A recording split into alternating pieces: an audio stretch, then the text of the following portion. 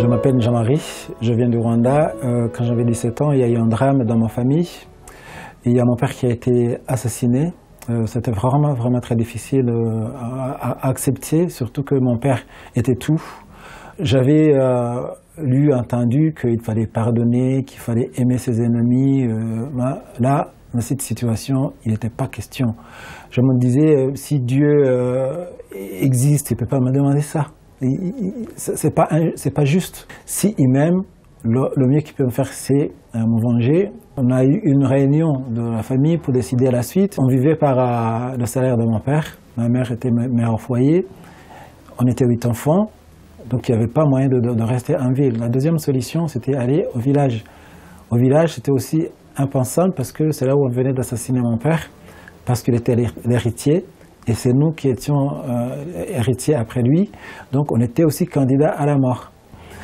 Et moi, dans mon cœur, je sens vraiment une voix, une intuition, une voix qui me parlait. Je suis ton Dieu, vous restez en ville, je vais m'occuper de vous. Pour moi, ça a été comme, je dirais, un choc, mais positif. Je n'ai pas douté, je me suis levé, j'ai pris la parole, j'ai dit, nous n'allons pas venir ici, nous allons rester en ville, Dieu va s'occuper de nous. Tout le monde a rigolé, ils m'ont traité de fou. Toi, tu as déjà vu de l'argent descendre du ciel quelque part? Est-ce que tu as vu Dieu en train de distribuer de l'argent? Comment vous allez faire? Comment vous allez vivre? Pendant 2 mois, j'ai pu faire un travail qui m'a permis d'avoir de l'argent à laisser à la maison et payer mon école. Et bien sûr que je travaillais fort, bien sûr que je savais que chaque chance que j'avais, il fallait la saisir. Et à l'école et au travail que je faisais, Dieu a agi dans ma propre force, dans mes propres capacités, mais c'est lui qui me les a donnés et c'est lui qui a béni tout mon travail. Ce Dieu que je croyais loin, que je connaissais historiquement, que j'avais entendu parler, savoir qu'il me connaît, personnellement, non seulement il me connaît, il est préoccupé de ce que je vis, non seulement préoccupé, mais il m'apporte une solution et tout a changé dans mon cœur.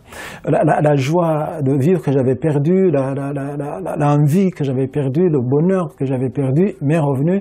Vraiment, une paix est venue habiter mon cœur. Ce qui finalement a laissé la place au pardon. Et du coup, il y a tout le poids qui est tombé. Je ne dirais pas que je les ai aimés tout de suite, mais au moins je les ai pardonnés.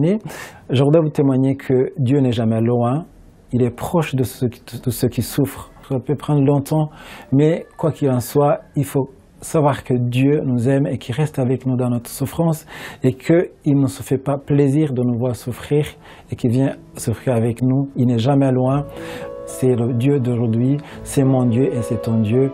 Laisse-lui agir dans sa vie et laisse-lui te toucher, laisse-lui habiter ton cœur.